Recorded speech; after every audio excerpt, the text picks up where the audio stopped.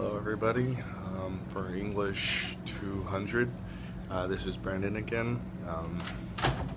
Not at home, actually I have a class for childcare, so I didn't have time to go ahead and film this at home, so I'm doing it now at the hospital. Baby's not ready yet, but anyways, it might get a little busy because people are walking to and through from here. But anyways, I really enjoyed reading the Ragged Dick, the story about that young little rapscallion with a Cockney accent. Kind of reminds me a lot of myself because, well, I don't like dirt on me, but I'm honest. Very generous, and I pretty much just like spending my money on other people. I really buy anything for myself, hardly. I care about, just be generous. But characters that we're talking about in the book, such as Johnny Nolan, outside he looks like he's a normal boy. Seems like he suffered through a lot. Dad's alcoholic. Almost got hit in the face with a tie iron. Sorry, someone's walking by. The author even states that if he didn't dodged a tie iron, he would be in the story, because he probably would have been, but, it shows. Dick goes ahead and says that he's lazy, despite the fact that he suffered through so much, and he's not making nearly as much as Dick, but he's still trying, and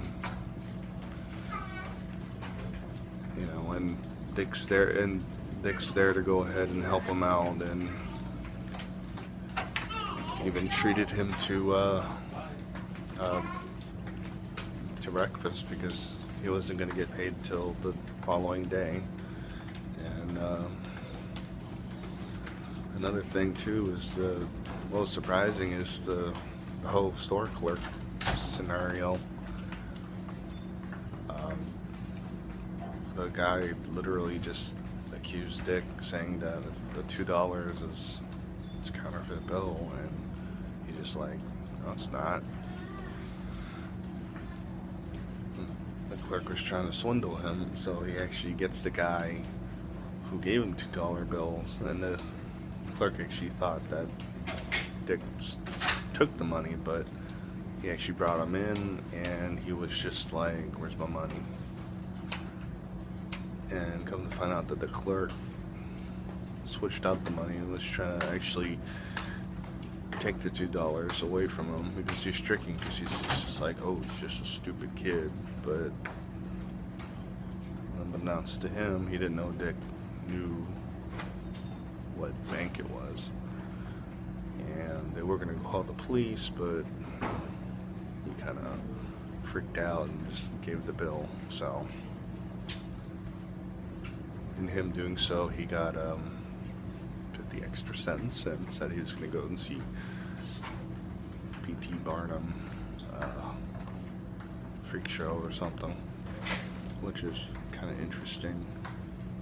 I've never been to one. Sorry.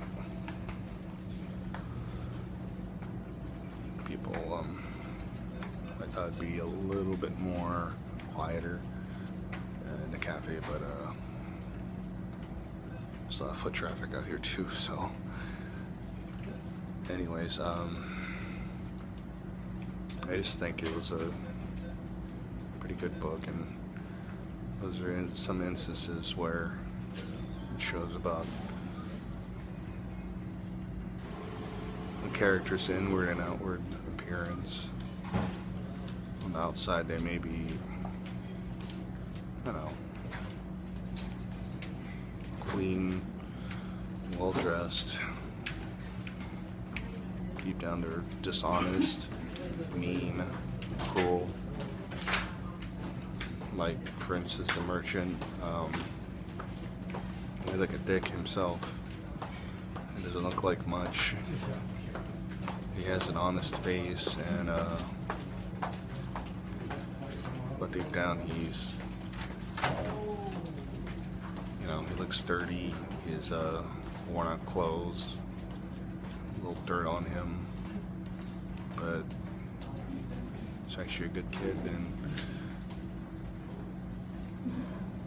you know, you give him a large amount of money, he comes back with a change, which is, at that time, you know, he lives in a box. I mean, you really wouldn't expect that coming from a kid. But he even states to himself that's not his character. He wouldn't do that.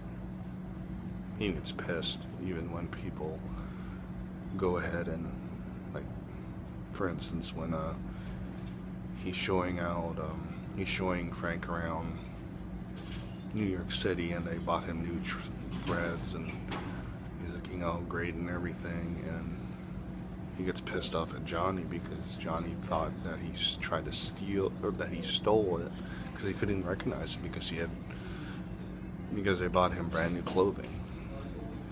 You know, because they're a little embarrassed or nervous or anxious to be seen around with a kid dressed up in rags. So yeah, but it was it was interesting, and I really enjoyed reading it.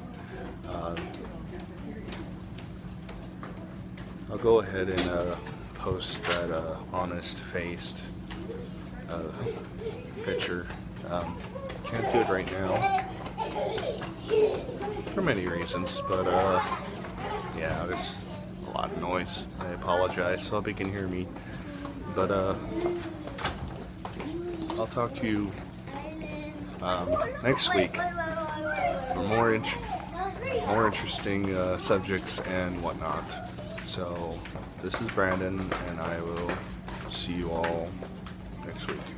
Goodbye.